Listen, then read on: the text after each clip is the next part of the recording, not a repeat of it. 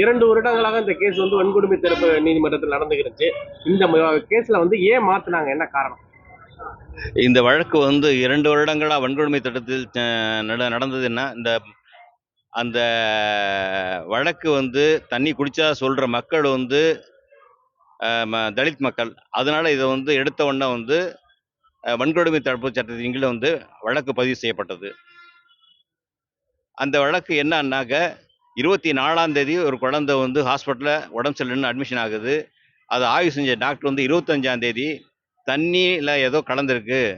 தண்ணி தான் காரணம் அப்படின்னு சொல்லி ஒரு இத சொல்றாரு.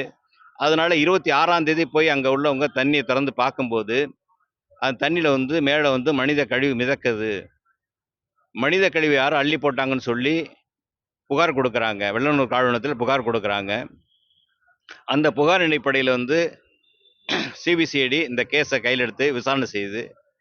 விசாரணை செய்யும்போது, இது வந்து குற்றவாளிகள் யாருன்னு தெரியல. அதனால இது அறிவியல் பூர்வமா ஆராய வேண்டிய ஒரு சூழ்நிலை ஏற்பட்டுச்சு. அதனால இது அறிவியல் பூர்வமா செய்யும்போது, அந்த டேங்க் வந்து 10,000 கொள்ளளவுள்ள ஒரு வாட்டர் டேங்க்.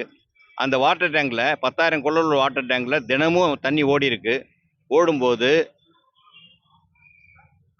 அந்த தண்ணியோட ஸ்பீடுல வந்து சப்போஸ் ஒரு மனித கழிவு வந்து தண்ணியில ஈஸியா கரையக்கூடியது.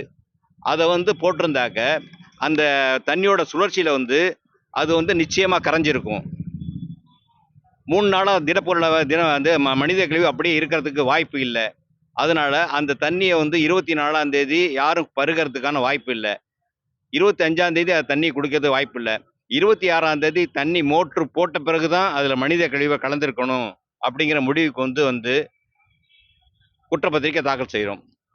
எங்களுடைய இந்த அரசு தரப்பு தாக்கல் செஞ்ச குற்றப்பத்திரிக்கை ஏற்றுக்கிட்டு, இத வந்து இந்த தண்ணிய வந்து அந்த தலித் மக்கள் யாரும் குடித்திருக்க வாய்ப்பு இல்ல அப்படிங்கிறதுனால, இந்த வழக்க வந்து குற்றவியல் நீதிமன்றத்திற்கு மாற்றி உத்தரவு போட்டிருக்காங்க.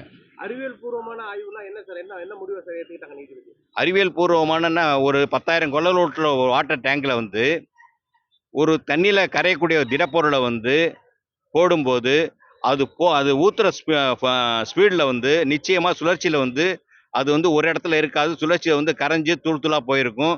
அது தண்ணியா போயிருக்கும். அப்படியே திடப்பொருளா இருக்கிறதுக்கு வாய்ப்பே கிடையாது. அப்படின்னு அறிவியல் பூர்வமா ஒரு பிசிக்ஸ் புரொஃபசர வச்சு நிரூபிச்சிருக்கோம். அத வந்து 3 நாளா அந்த தண்ணிய குடிச்சேன்னு சொல்றாங்க. 3 நாளா அந்த வந்து திடப்பொருளாவே இருக்கிறதுக்கு வாய்ப்பு இல்ல. அப்படிங்கிறது எங்களுடைய வாதம்.